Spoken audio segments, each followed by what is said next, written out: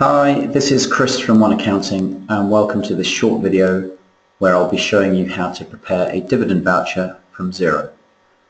The first thing to do is to check your user permissions to see if you have the ability to actually raise the dividend voucher. Currently for Xero users this is only available to people with the advisor level.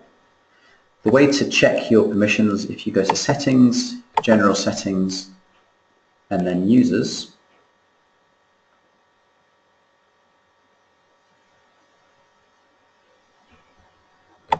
what you're looking out for here against your name is whether you have the advisor level. If you don't have the advisor level, then the dividend voucher is still something that your accountant will have to raise for you. Next thing to do is to check your balance sheet to see if you actually have profitable reserves that will enable you to pay a dividend. So if you do reports and then balance sheet and then go down to the bottom, what we're interested in looking at here is the equity section, and what you need to make sure is that this number here at the bottom, retained earnings, is positive. So what that should actually be is the sum of the current year earnings and the retained earnings. The year that I'm looking at here, there are no current year earnings, but I have retained earnings of £3,614.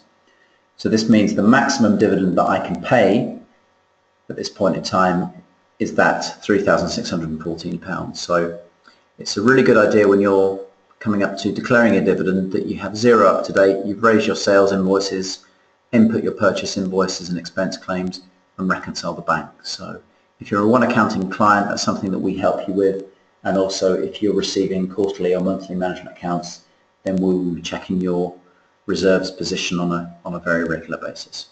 So I've checked here, I have enough retained earnings, and let's say I want to declare a dividend of £2,000. Let's go ahead now and see how we actually prepare the dividend voucher.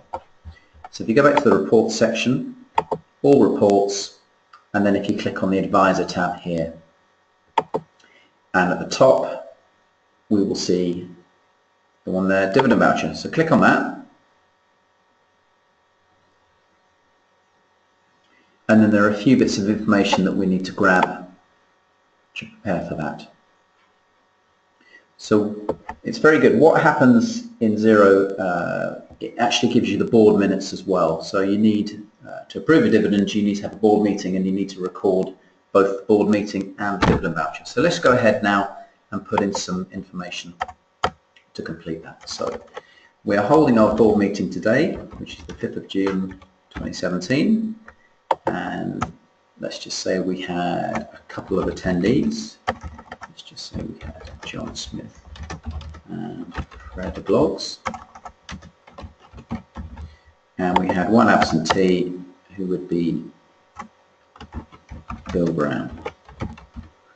Okay, and the address, I'll just put in my office address, which is 2 Belford Road, Edinburgh, but this needs to be the address where you've actually held the meeting.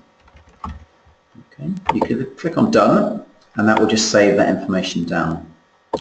Okay, so if we come down to the dividend details, let's say we want to declare a dividend for John, and John owns 50 shares, so we would put in 50 shares, and I want to declare a total dividend of £2,000. So John's proportion of that, he owns 50% of the share capital, so he's going to get £1,000 for his dividend. Okay, we'll just pop in his name here. So that's going to go to John Smith. And the payment date of the dividend is today, which is the 5th of June 2017. Just click on Done. Okay, and then finally at the bottom you need to put in the name of the director who's actually approving the dividend voucher. So the best practice here is that the person that signs the dividend voucher, if you have 2 or more directors, is not the shareholder, if you see what I mean. So we're going to say that Fred is going to sign John's dividend voucher, and if we were going to go ahead and do Fred's dividend voucher, then it would be John that signed it. So hopefully that's fairly clear. We'll just save a draft, and then I'll click on Done, and we'll just export that to PDF, and we can take a look, see what it looks like. Okay, so here's our dividend voucher. So at the top we have the board minutes here to say when the meeting was held, who was present and absent at the meeting, and also the address. And then at the bottom here we have the details of the dividend payment that's been made to John and the date it was paid.